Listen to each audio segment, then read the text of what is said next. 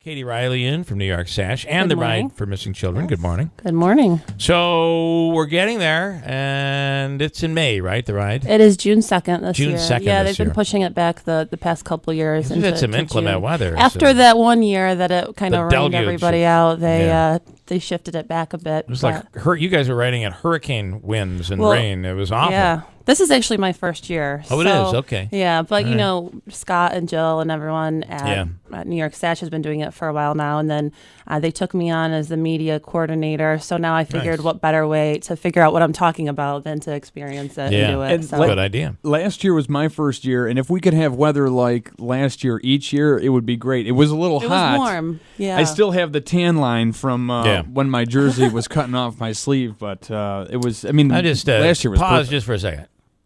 I'm just thinking about that warm weather. I know. I can't. It's so cold out. When you said Friday, April 7th, I went, I bet you it'll be warmer than it is today. Yeah. Or you not. have to keep hoping, right? I got to tell you, I mean, don't. I'm telling you, it's the years where it's mild early. Right. Now we got hit hard early. We did kind of, and then it would snow a lot, and then it would go away. But remember, February was the warmest February on record, crazy. and temperatures up into the 70s. A little scary, almost. A little weird. Yeah. But I'm going to tell you, I remember that one year in when it didn't snow until Valentine's Day, and then we had snowy weather into the middle of April. Yeah. So don't. April and March are always unpredictable Yeah, it's months. So I feel like most years it's like you're going to get what you're going to get. Do you want it now or do you want it when it's supposed to be warm? Yeah, probably better off getting it then. So, all right. So we are talking the ride, and right now there's something that's coming up this week, right? Yeah, there's actually so there's a monthly meeting which are open to the public, but today at 7 p.m. is the March meeting, and it's a big deal for this one because they reveal the route, and every year the route is different, and the significant part of that is the school stops.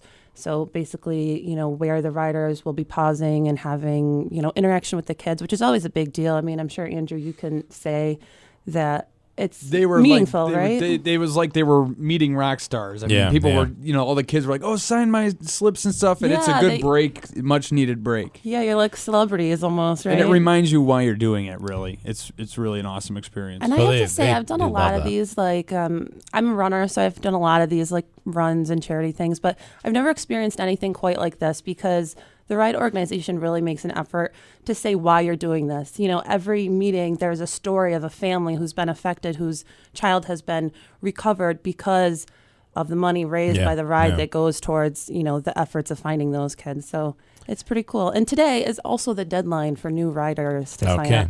So by noon today, anyone out there who's been thinking about it, you better go onto the website. Do you have slots?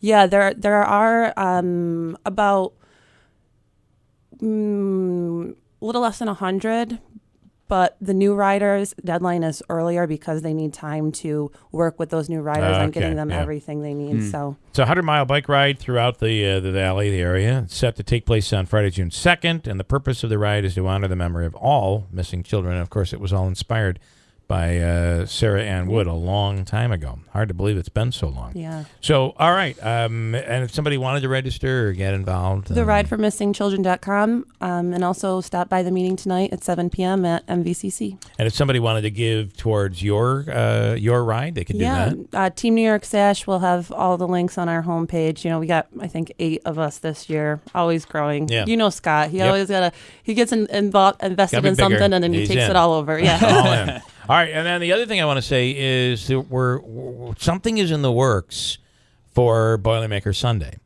and it can I say it involves the International Mile, right? Yeah.